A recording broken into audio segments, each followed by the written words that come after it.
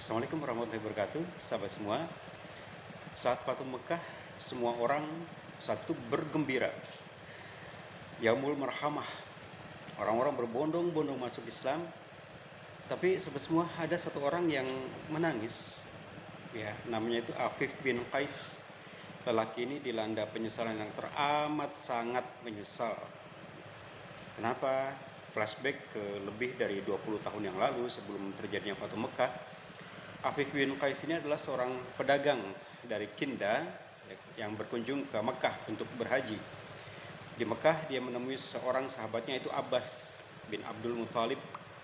Saat bersama Abbas itulah Afif bin Qais ini terkesima melihat 3 orang yang sedang mengerjakan sholat di dekat Ka'bah. Seorang lelaki sebagai imam, kemudian seorang anak kecil di samping kanannya, dan seorang perempuan di belakangnya. Mereka berjamaah, mereka sholat bersama. Kemudian Afif ini berkata kepada Abbas, "Ya Abbas, amru azim, ini perkara yang agung." Begitulah jawab Abbas. Kemudian Afif ini bertanya lagi, "Siapa orang-orang itu ya Abbas?" Kemudian Abbas bin Abdul Muthalib menjawab, "Pria itu atau imamnya itu adalah Muhammad bin Abdullah, keponakanku." Sementara si kecil itu, yaitu keponakan juga, dan perempuan di belakangnya itu adalah istri dari Muhammad, namanya Khadijah. Kemudian setelah itu Abbas itu melanjutkan, "Muhammad memberitahuku bahwa Allah, Rabb langit dan bumi, telah mengutusnya dengan agama ini dan mengklaim bahwa istana Kisra dan Kaisar itu akan ditaklukkan untuknya. Dan demi Allah, tidak ada yang mengikuti agama di muka bumi ini kecuali mereka yang bertiga itu, yang berjamaah, yaitu Rasulullah, Ali, dan Khadijah." Jawaban itu benar-benar merasuk dalam hatinya Afif, ya, dan ia ingin sekali menjadi orang keempat yang masuk Islam. Tetapi sahabat semua, ia tidak segera melakukannya, ia tidak segera masuk Islam. Kenapa? Karena ia disibukkan dengan kegiatan berdagangnya. Setelah kemudian 20 tahun berselang, ya, terjadi Fatu Mekah. Saat itulah baru kemudian Afif ini masuk Islam. Nah, disitulah kemudian dia amat sangat menyesal. Kenapa? Karena dia kehilangan waktunya selama lebih dari 20 tahun. Sementara ada riwayat lain yang menyebutkan 15 tahun.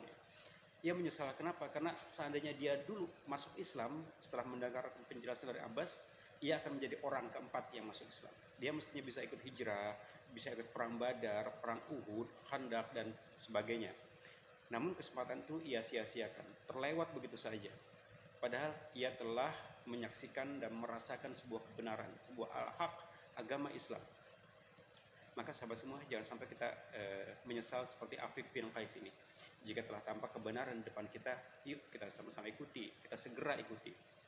Dan jalan dakwah ini adalah insya Allah jalan yang akan mengantarkan kita kepada keriduan Allah, kepada maghfirah Allah, ampunan Allah. Maka sahabat semua, jangan kita menunda-nunda untuk bergabung dalam perjuangan ini. Kenapa? Orang yang cerdas adalah orang yang sudah bisa melihat ujung dari sebuah perkara sejak awal ia melihatnya, dari awal ia menetapkan pandangannya. Ya, kita coba kerahkan kemampuan kita apapun itu, ya. Bahkan seorang cendekiawan Muslim pernah berkata, lakukanlah dakwah itu. Ya. Jika kamu bisa bicara, bicaralah dakwah itu. Dengan dakwah, dengan bicara. Kamu bisa menulis, ya menulislah. Tulislah tentang dakwah, tentang Islam, sebarkan Islam. Tapi janganlah kamu tinggalkan kedua-duanya. Kalau memang bisa melakukan keduanya sekaligus, lakukan. Itu lebih bagus. Kalau hanya bisa berbicara, ya bicara, lakukan. Kalau hanya bisa menulis, ya lakukan. Ya, di antara kedua itulah dakwah itu. Sebagaimana Rasulullah dulu dan para sahabat dulu itu melakukan hal tersebut.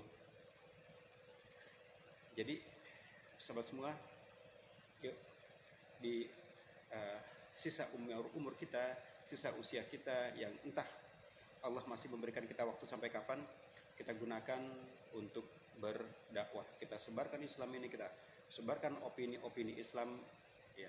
Kita sebarkan Islam hingga terjadi sebuah pergolakan pemikiran, sebuah opini umum yang membentuk pemikiran umum di tengah-tengah masyarakat, hingga kemudian syariah Islam dengan kembalinya khilafah alamin haji nubuah yang kedua itu segera tegak, insya Allah.